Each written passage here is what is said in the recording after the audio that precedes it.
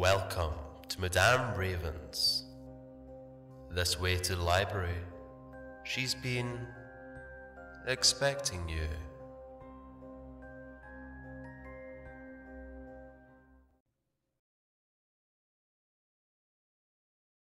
Three stories by XS Atroticus XX. The Howling. My fiancé, Alana, and I have always been into the occult and paranormal.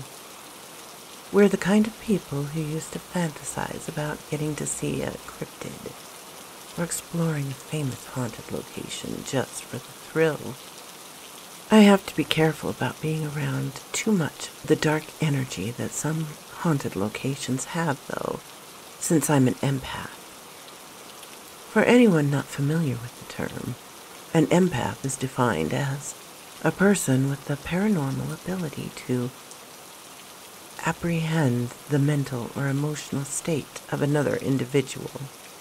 Since childhood, I've learned to manifest my ability, and by now I can absorb emotions from the physical and metaphysical realms. It's a blessing and a curse. Last Tuesday, Alana and I were in the car on our way home from work when our favorite DJ came on the radio. Good evening, this is Mitchell McCarthy on WSK 99.9, and we have a treat for the first person who can call and name this song from the following snippet. This is your last chance to win one of our road trip revelry packages. After a brief pause, the music started playing, and we listened intently. I see trees of green, red roses too. I see them bloom for me and you, and I think to myself, what a wonderful... As it stopped, the radio host came back on. Now let's see which lucky caller will win this road trip-tastic reward. Alana's mom is a huge fan of older music, so we already knew who it was and what song it was. My fiancé immediately dialed the number, not expecting to be the right caller, but she was. I grinned as she correctly blurted out the right answer, silently high-fiving her. Louis Armstrong, What a Wonderful World. The radio host paused dramatically. Then he made a drumroll sound with his hands. Ladies and gentlemen, we have a winner! You know what that means, miss. You and two friends have won an all-inclusive road trip to wonderful New Orleans. And you guys will be getting to Louisiana just in time to get some beads. My fiancé got off the phone, grinning from ear to ear. Let's go pick up the tickets, though I know neither one of us is really interested in Mardi Gras.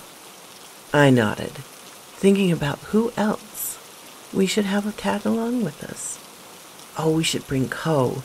He's right along the way. And who said we have to go to Mardi Gras? I'd rather go to the Manchac Swamp, the home of the Rougarou. I think the locals call it the Cajun Werewolf.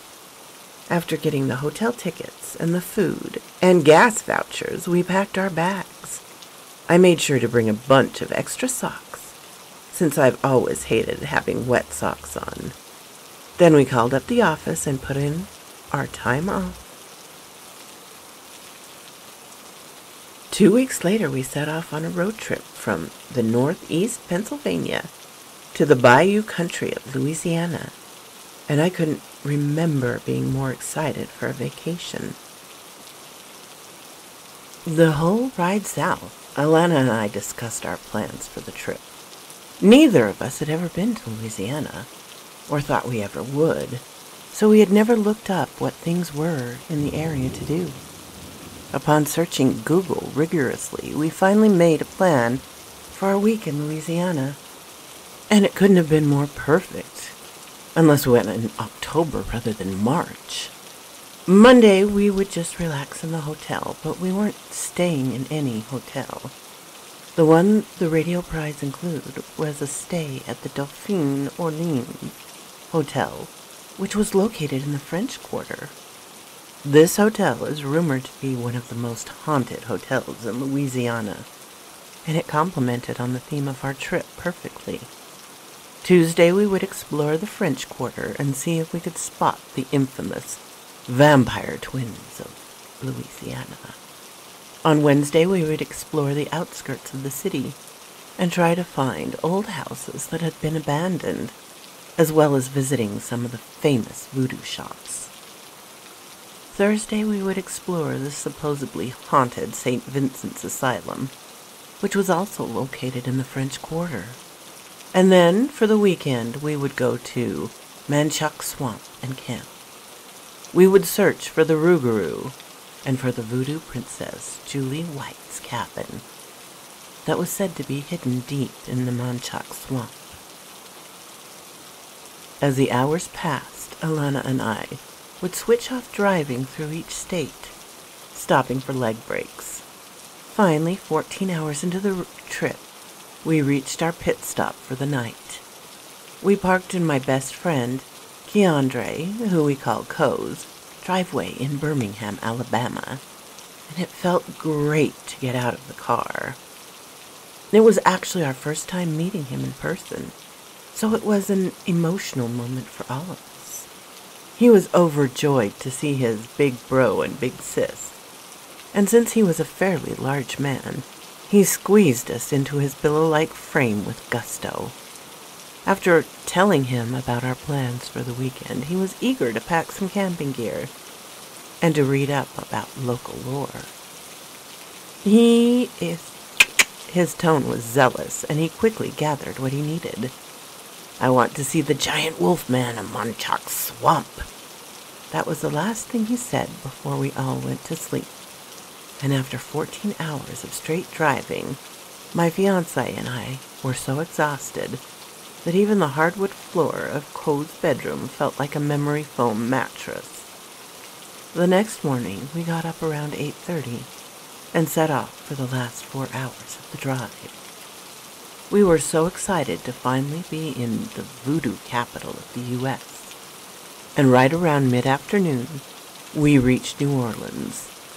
The minute I stepped into the hotel, the energy hit me like a freight train. It made me physically sick for about an hour. And after checking into the room number 113, we decided to relax and take a nap. We wanted to spend the night with our EVP and heat camera, trying to find any spirits that were here, and to see if they were as bad as they seemed. None of us could sleep well, though. I'm not sure if it was because of our excitement, or if something more paranormal was keeping us awake. We ate dinner out and checked out some local attractions. And when the clock hit midnight, we got our equipment unpacked. The EVP meter immediately started going off, worse than any other place I'd been to. Alana and Co. nearly crapped their pants at the sight of how much energy was in our room. And it definitely explained the feeling I'd had when I first walked into the building. After 20 minutes of setting up the camera and unpacking equipment, we were ready to explore. As we walked through the empty halls of the hotel, we whispered about how odd it was that such a packed hotel would be so silent in the dead of night. Nearly 45 minutes had passed and nothing was caught on our heat camera. And the EVP device wasn't going off as much as it was initially. So we called it a night, since we would have more time to explore in the upcoming days. The next few days passed, and we were all growing restless over the fact that we hadn't seen anything even remotely paranormal yet. The places we picked should have been at least some kind of interesting vibes, but there wasn't anything. Over dinner on Wednesday night, Alana made a proposal that Co and I readily agreed to. "Babe, Can we just cancel the St. Vincent's tour and go to the swamp tomorrow? It seems like all of the drunk, living partiers scare anything paranormal off. After she was done talking, I nodded enthusiastically, and Co breathed a sigh of relief. Thank God someone else had the same thought. We set off back to the hotel to check out and gather our stuff. After about an hour of packing, we fit everything back into our car, heading straight to a trail near the swamp. Based all of the legends, this was the part of the swamp that we would most likely to see the Rougarou in, or to find the allegedly still standing witch's cabin. Since I was the only one who was an avid hunter, I was the only one with a gun, and I made sure to pack my .45 caliber pistol with 2 full clips of ammo in case of an emergency. It's common knowledge that large snakes and alligators live in the swamps of Louisiana, so we had figured that we would rather have some means of defense than nothing. After walking for what seemed like hours, we finally decided to take a rest. We had just trekked through one of the roughest parts of the swamp trails, so I immediately changed my socks. I figured that we could use the grime-covered ones as fire fuel later in the night if we couldn't find tinder, and I had plenty with me, so I wasn't worried. Thankfully, it was a warm night in the swamp, though, so we didn't need to start a fire at all. The fireflies surrounded us that night, and it was as if there were millions of stars. It was literally the most beautiful thing any of us had ever seen, and it was so relaxing that we were all dozing off in our camping chairs. That is, until we heard an eardrum-bursting howl that sounded like it was right behind us. I took out my pistol and fired a warning shot, and a moment later, the grass behind us parted to reveal a scraggly-looking man with long, dark hair. "Please don't shoot me. I wandered out here on accident, and I don't even know where here is. I heard you guys talking and thought you might know the way out." My fiancé, being the caring person she is, paid no mind to the fact that his clothing was torn up, and he looked a little unhinged. She invited him to sit with us, and even got him a granola bar. After about 10 uncomfortable minutes, I finally spoke up. "So, why are your clothes torn up?" He gave a vague response about how the swampy can beat you up, but he didn't go into detail. Once again, I tried to get some information out of our strange visitor. Through his heavy Cajun accent, it was a little hard to understand. "Did you see the thing that made that horrendous howl?" He shifted a little, and I could tell he wasn't feeling very comfortable with my questions. He finally replied after thinking about his response carefully. "Boy, you can call me Jack, now that we're friends here. No need to worry, I can assure you I'm not one of those beasts. In fact, that howl is what scared me into coming here. I don't know how I got here, though I'm assuming I was drunk after the last week of Mardi Gras." I looked at Co, as if to give him a "I don't trust him completely" look. Co immediately returned the look, but we continued to chat amicably. We gave Jack an extra sleeping bag and told him he was welcome to sleep in one of the chairs. We said we would show him the way out in the morning since it was too dangerous to travel the swamp at night, which he readily agreed to. The next morning we all arose to find Jack missing. I looked at Alana and shook my head. "Still trust him? You and I both know he had some very odd energy." She sighed and just looked down, knowing I was right. We packed our gear, hiking further into the swamp. The next few hours went fast, and the heat was blistering. We all wanted to relax in the water, but even we knew it wasn't wise to swim in the bayou water. A few hours later, we saw a broken-down shack in the middle of the swamp, and we got excited. What if this was the cabin of the voodoo princess? The shack had been left untouched for a long time, since there was moss growing on everything. We made our way inside the building and were immediately weirded out. Laying on the floor was a little hand-sewn doll, and it looked exactly like Jack. We decided to set up camp for the night, but made sure we got well away from the shack. That night was a bit chillier, so we made a fire. We were telling ghost stories around it when we again heard a loud howl. No sooner had I put my gun in my hands than Jack came walking out of the swamp. "Friends, we meet again. I'm sorry I left you so unexpectedly this morning. Big old snake chased me off, and then I got lost until I saw the fire. Mind if I stay with you again tonight?" We hesitated, but we didn't want him to get hurt out there, so we agreed. He smiled and thanked us again, and the hours passed quickly as we ate and chatted until we got sleepy. The next morning, the same thing happened. Jack had vanished, again leaving us all extremely concerned. I had decided that if we saw him again tonight, I would stay awake until morning to see where he kept going. We hiked back out of the swamp, double timing it to cover more ground than our previous unhurried pace. We'd not seen anything out of the normal, other than that doll and Jack, but we still had fun. We got back to the first campsite relatively fast, though we were all exhausted by then. After setting up camp, I told Ko and Alana my plan for the night, in case Jack came back. And Ko decided he would be staying up with me because he didn't want to risk me getting harmed. Once again we heard the howl after sunset, and, as expected, Jack came walking out of the swamp right behind us. We all exchanged a look and welcomed him back as though nothing had happened. A few hours later, Alana fell asleep, and so did Ko, despite him saying he would stay up.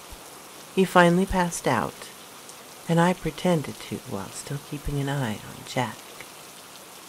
I must have dozed off at some point, because when I opened my eyes, the fire was out, and Jack was heading into a nearby clump of bushes.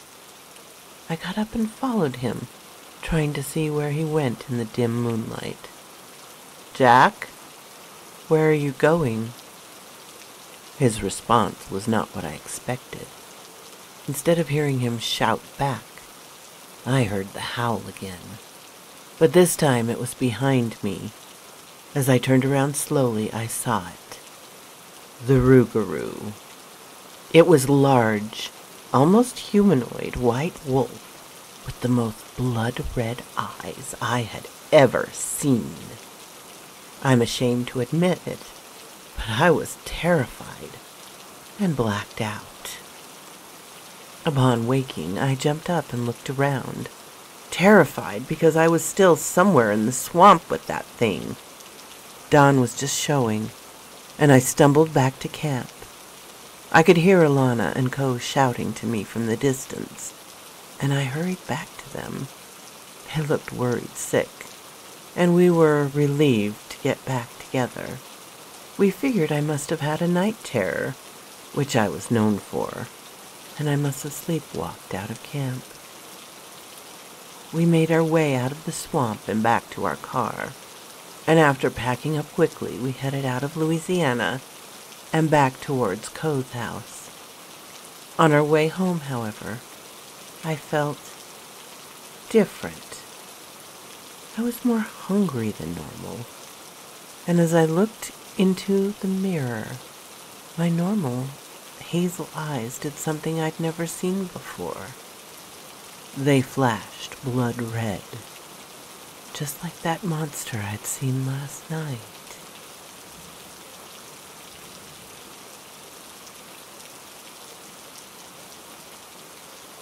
Uncle Vinny, the EMT, Although I've heard many stories from my uncle about his time as an EMT, this is a story that will stick with me until I die. About 6 years ago, my Uncle Vinny's paramedic crew responded to a call from a hotel in Philly, and it was one of the more horrific experiences he had. The initial report stated that a maintenance man named Mike went to check on room 417 since water had been reported flooding into the hallway, and it was he who found the body. Mike informed 911 that there was a man in the ensuite hot tub who appeared to be deceased, and he was all but hyperventilating as he tried to make his report. Mike relayed that he saw the man and immediately backed out of the room, being careful not to drop his phone into the several inches of water on the floor. My uncle's 2-man paramedic team entered the room about 12 minutes later, and they almost gagged at the smell of feces and burning flesh.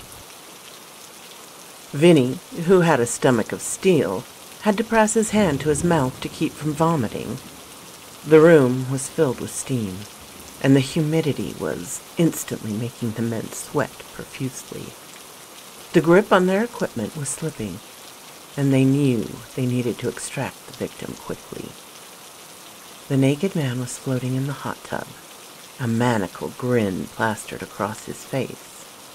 From the look of it, the man had been in the water for a while, since his bruised skin was starting to peel off his body in long, squishy strips. Vinny held his breath and checked for vitals while one of the other EMTs went to get a bag for the body, even though my uncle saw corpses regularly. This method of death was a disturbing first for him, and something about the whole situation was unnerving. As Vinny placed his fingers on the man's wrist, he expected to feel nothing. He had to choke back a startled scream when the victim's hand shot out and grasped his arm. It wasn't a corpse. The John Doe didn't show any other signs of being responsive, but when the other EMT went to check the man's eyes for dilation reaction, his pupils looked almost slitted, almost like those of a reptile.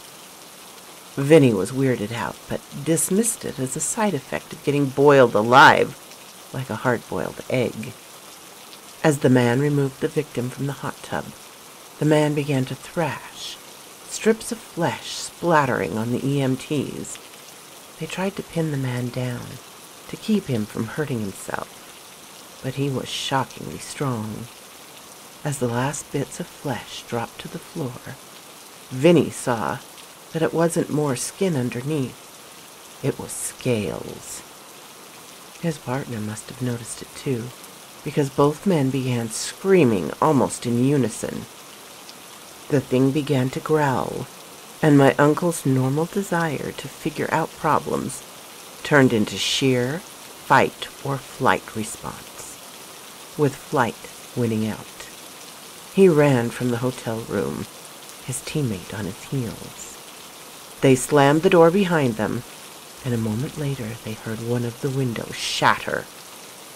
The men had no idea how to explain to their boss what happened, but after some phone calls and a few men in black suits appearing, they were given a specific story to follow. They were told to say that a John Doe tried to drown himself, and that the mentally unhinged man climbed down the fire escape when his attempt failed. Vinny, who was paid extra well to keep his mouth shut, never did tell anyone about his story, until he shared it with me the other day. I could tell he didn't want to, but I was the only one in the family he thought would believe him. The only reason he even shared his ridiculous story is because he thinks something has been stalking him the last few weeks, and he's worried that the creature has returned. I thought he was crazy until I went to his house yesterday and saw a trail of bipedal, clawed footprints underneath his windowsill. Now my uncle is missing, and I think I'm the only one that really knows what happened to him.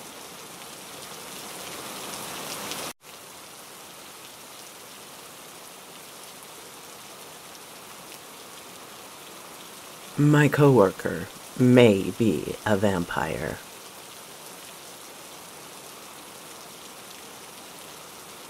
I used to work with a guy who I swear was a vampire, and he was the reason I got a job as a cryptozoologist hunter.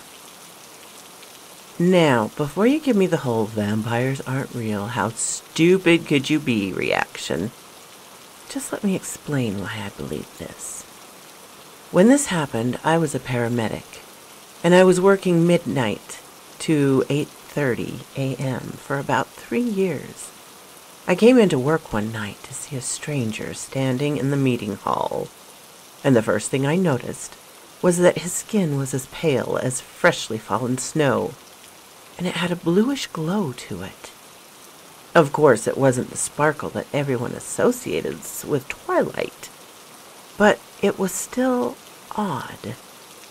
I soon learned that he was my new coworker, and he was nervous about his first day on the job.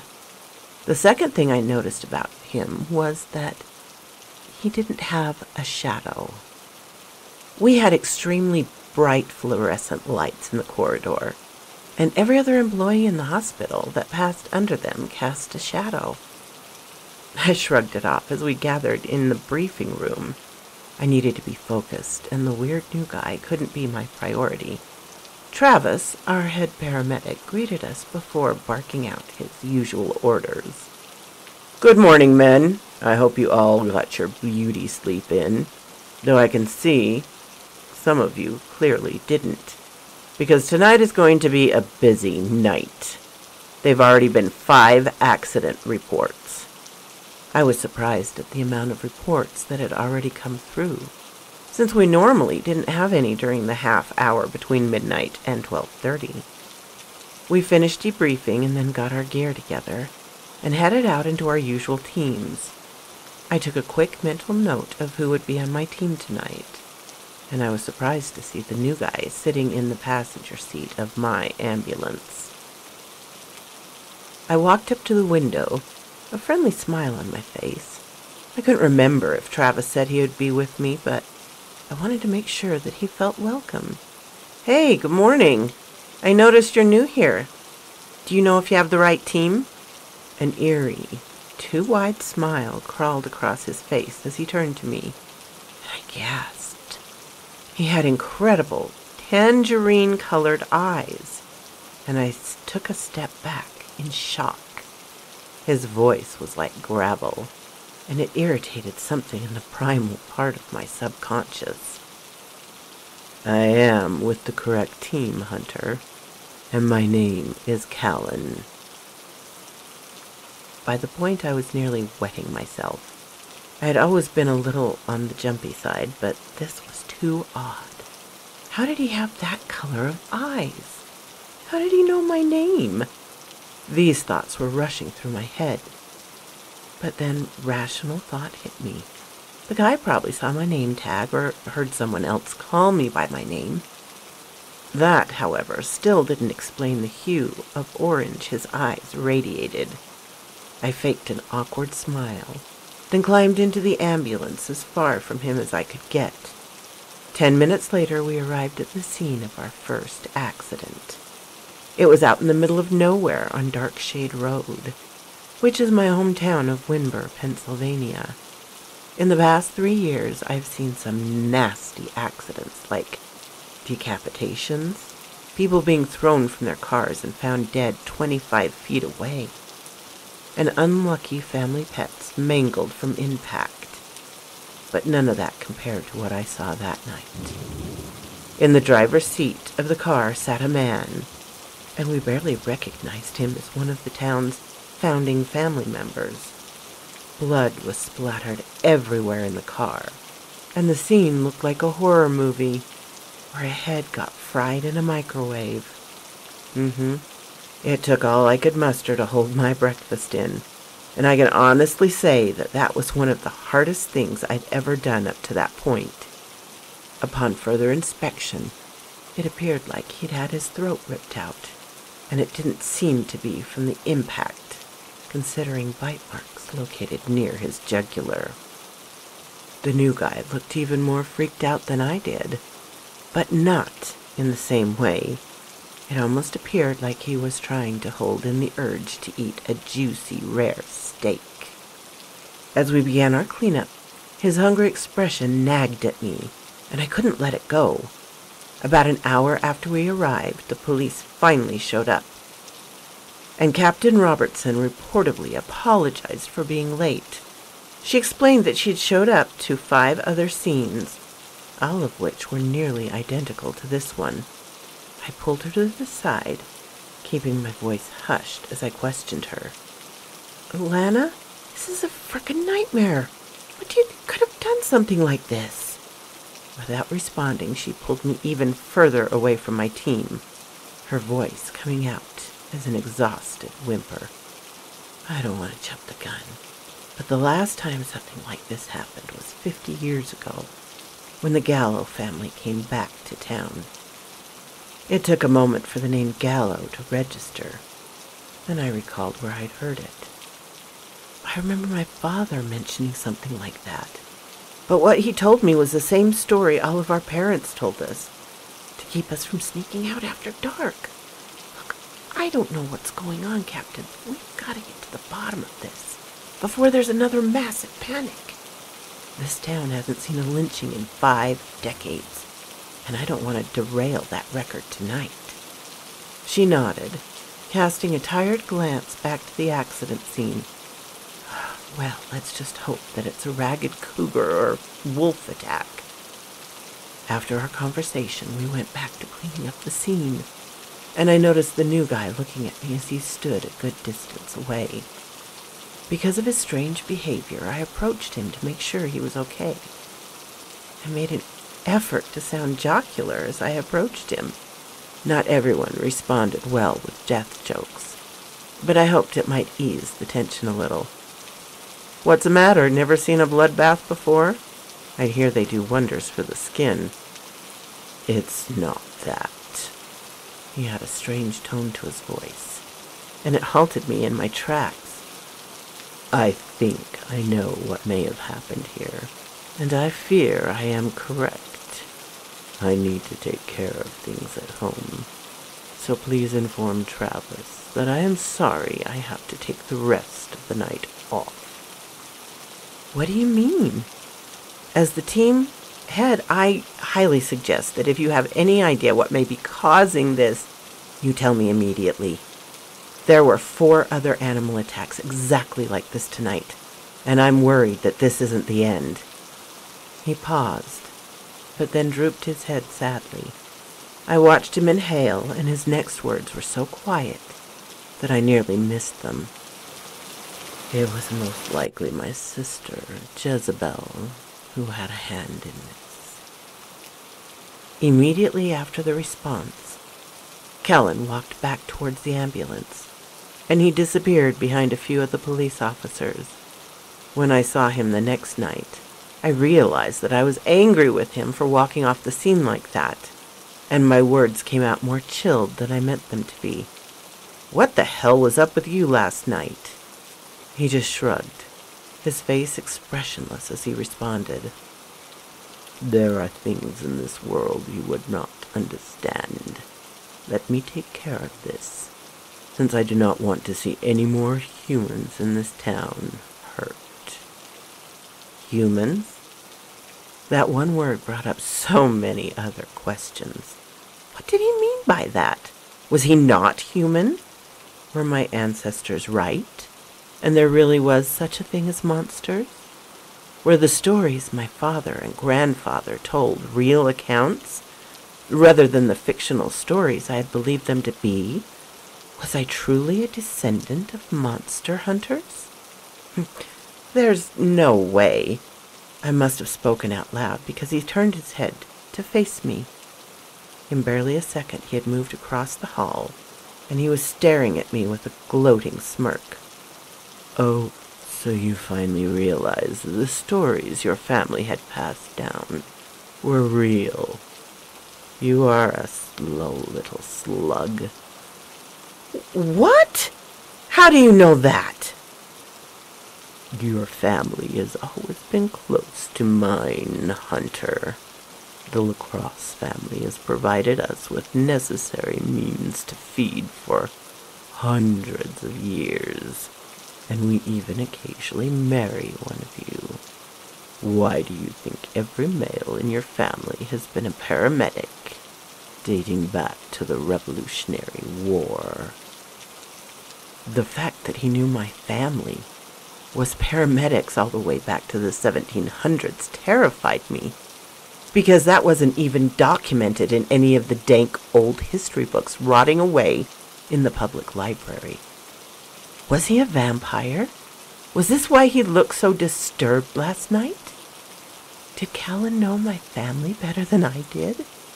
I wanted to question him more, but it was time to head out, and I didn't want Travis yelling at us for being late.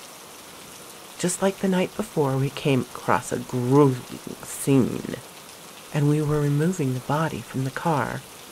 I looked over at my weird coworker. Look, Callan, I think I know what you are, which means I probably know what your sister is. Can you explain more to me about our family's histories? Or at least tell me how we can stop your sister. At this rate, she's going to take out half the town by the end of the month. Hunter, I do not know how to tell you this. My sister wants human blood. The only way for us to stop her in this state is to kill her. I have tried feeding her what I've gotten from the hospital, but she's gone ravage. He took a shuddering breath, and even in the midst of the craziness, I felt bad for him. No amount of blood will satiate her primal hunger. Most of the others in my family are getting well drinking the blood I bring back from work, but she is not. Do you still have your family's journal? Your father, blessed his soul, was there the last time this happened. He alone was capable of taking down my brother, Milton. This is nuts. Look, just find the book and get some supplies we will need. You are intelligent enough to figure this out. Stuff? What stuff? This doesn't make any sense. At least find some vampire repellent, or you will likely die. With that, Callan disappeared into the night again. His pale silhouette vanished behind a tree. It left me wondering what in hell he meant about my father being there the last time this happened. And about the repellent. Just how many times has this happened? And why was it never in the news? Until it hit me what the chief said about 50 years ago this happened. My family's stories were indeed fact, not fiction. The next morning I dug through my attic until I found a large chest, one I hadn't seen in 20 years. If there was going to be an old journal describing how my father stopped Callan's brother, then it would be in this chest. I blew the half-inch thick layer of dust off the chest, pushing it open. As it creaked open, I saw the thick journal, which looked much older than anything else in the trunk, buried at the bottom. Upon finding the ancient-looking journal, I opened it, and as I did, a gust of wind penetrated the old attic. Finally, after exiting my spooky old attic, I decided to read the first few pages. Most of the beginning ones looked smudged due to the age, but I could make out what was a warning not to read the journal unless an emergency happened. As I flipped through the journal, I noticed multiple unnerving titles, and I wondered to myself how this town that I had grown up in would have so many secrets. One page said that words nearly made me freeze up and not continue reading. If you had taken it upon yourself to find this journal, I fear the worst. Hidden inside this book you will find the solution to the problems you are facing. That was followed by an old, handwritten table of contents. Chapter 1. Lycanthropes and Lycanthropy. Section 1. Weakness. Section 2. Strengths. Section 3. How to stop them. Section 4. Accounts. Chapter 2. The Fey Courts. Unsullied and Sullied. Section 1. Weakness. Section 2. Strengths. Section 3. How to stop them. Section 4. Accounts. Chapter 3. Cryptozoology and Monsters of the World. Section 1. Weaknesses. Section 2. Strengths. Section 3. How to stop them. Section 4. Accounts. Chapter 4. Undead. Vampires, ghouls, demons. Section 1. Weaknesses. Section 2. Strengths. Section 3. How to stop them. Section 4. Accounts.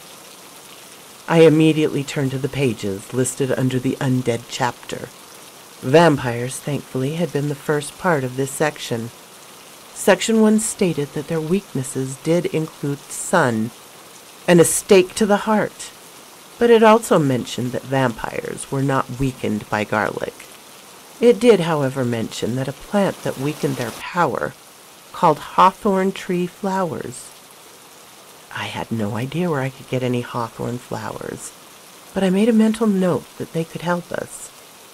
After a few hours of reading, I tried my damnedest to memorize the information about vampires. I ended up passing out in my lazy boy recliner. The dreams I had were some of the most terrifying that I had ever had in my life, yet they felt prophetic. Finally, night came and I got ready for work. Instead of my normal pre-work, I took an hour before I had to leave to reread the information from the journal and pack up some wooden tent stakes I had in the attic.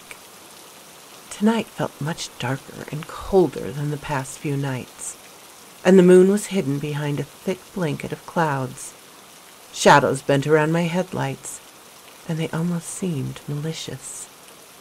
Anxiety had caused my throat to dry out, and upon walking into our normal meeting spot, I noticed most of the team hadn't shown up yet.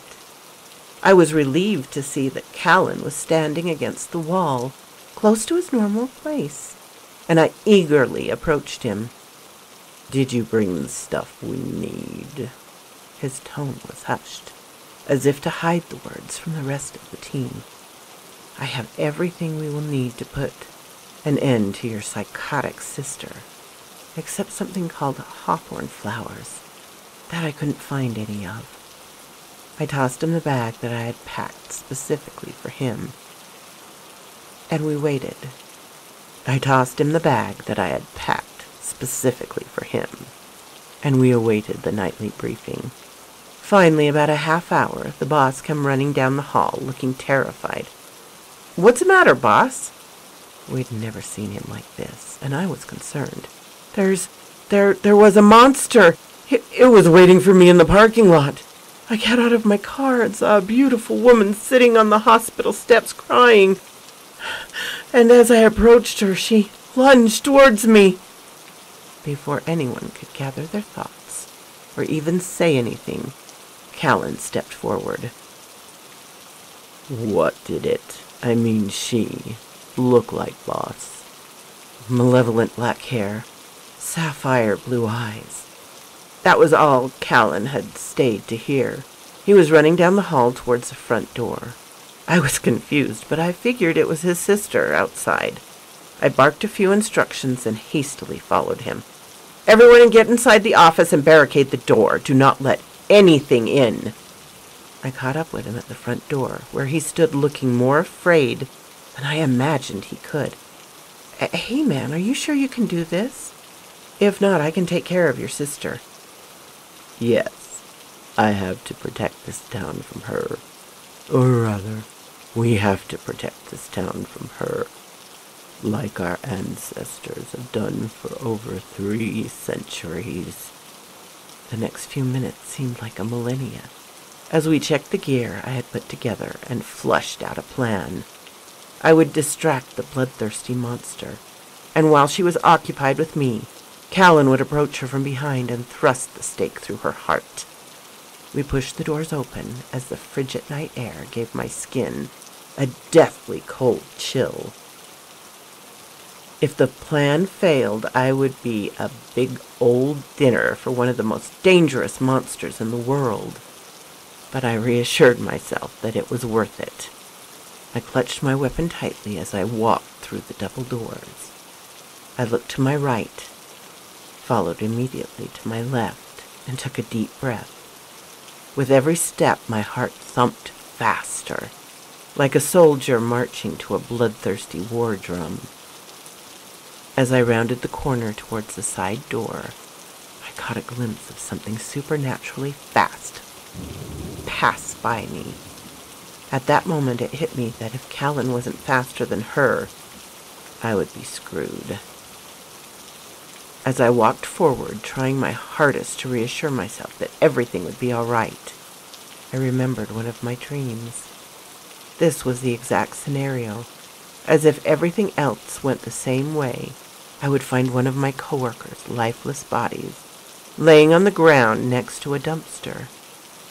I followed my gut, rounding the side of the building where the dumpster stood. There was Alex, his throat ripped open and a puddle of blood drenching his once white shirt. I was wiping away a tear when a voice spliced through the darkness.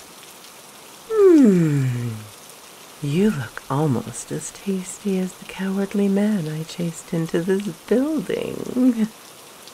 Those were the last words I remember before blacking out. Sometime later, I woke up on a hospital bed, an aching feeling tearing through my back and legs. What happened? How was I alive? Was it all a dream? No, it couldn't have been. It felt so real. I tried to get up, but I heard footsteps coming down the hall so quickly I laid back down. Good morning, my friend. I hope you've rested well. Callan stepped past the curtain, and he looked exhausted. You've been asleep for 2 days, and I hear that's a lot for a human. I have? What do you mean I've been asleep for 2 days? What happened to your sister? We were on a job, and you ended up passing out at the sight of blood. I had never seen you act that way, and you collapsed from the sight. Now you are here, finally awake. What about your sister? Did you kill her? Calm down, Hunter. You must rest. Nurse! A nurse quickly shuffled over, and within minutes I was back into a drug-induced sleep. When I woke up, he was gone, and I still felt agitated. Was everything truly just a fear-induced dream? Upon getting home, I walked into my living room and immediately froze. There on my coffee table was a mound of little white flowers. They were accompanied by a simple note, and it gave me chills. To H, from C. Stay safe. See you soon. This is why I believe my partner was a vampire. That's all the proof I have that Callan Gallo is not the man we think he is. And from that day on, I told myself that I would spend my life proving to everyone that we live in a world of the unknown. So quote, this raven. I hope you enjoyed this story, my darlings, and the other two as well. Boy, I'd love to get my hands on that book, wouldn't you? Hit that like button for me if you would. It helps so much. I'm so happy you've come to visit me, my darlings, and special thanks to my Patreon supporters. Ermin Cates, Laura Zateperin, hope I said that right, and Darren and Jennifer Da. If you like this, please hit the little button to let me know.